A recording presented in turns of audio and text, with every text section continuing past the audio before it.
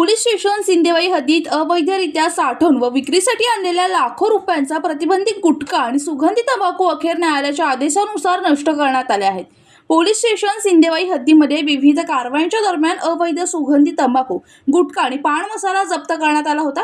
या प्रकरणी पोलीस ठाण्यात गुन्हे दाखल करण्यात आले होते। एकूण 7 गुन्हे न्यायालयात प्रलंबित होते आणि एक गुन्हा सेशन कोर्टाच्या अंतर्गत होता।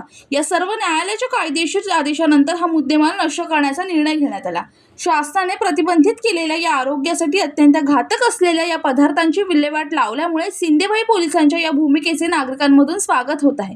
या कारवाईमुळे परिसरातील अवैध तंबाखू, गुटखा तस्करांचे धाबे दणाणले असून यापुढेही अशा प्रकारची कठोर कारवाई सुरूच राहणार असल्याचा संदेश पोलिसांकडून देण्यात आला आहे। सिंदेवाई हद्दीमध्ये अवैधरित्या सुरू असलेला गुटखा तसेच सुगंधित तंबाखूवर कारवाई करून जो गुटखा, सुगंधित तंबाखू, पान मसाला पोलीस स्टेशन सिंदेवाई येथील मालखान्यामध्ये जमा करण्यात आलेला होता।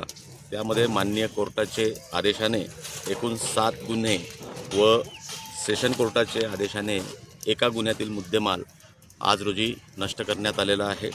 या एकूण मुद्देमालाची किंमत सुमारे 2.5 लाख रुपये आहे आणि यामध्ये ओला हुक्का, ईगल तंबाखू तसेच सिग्नेचर पान मसाला, पान पराग पान मसाला आणि मजा 108 या प्रकारचा हा सुगंधित तंबाखू होता, तो आज रोजी नष्ट करण्यात आलेला आहे। मिथुन मेश्राम, जनशक्ती, चंद्रपूर।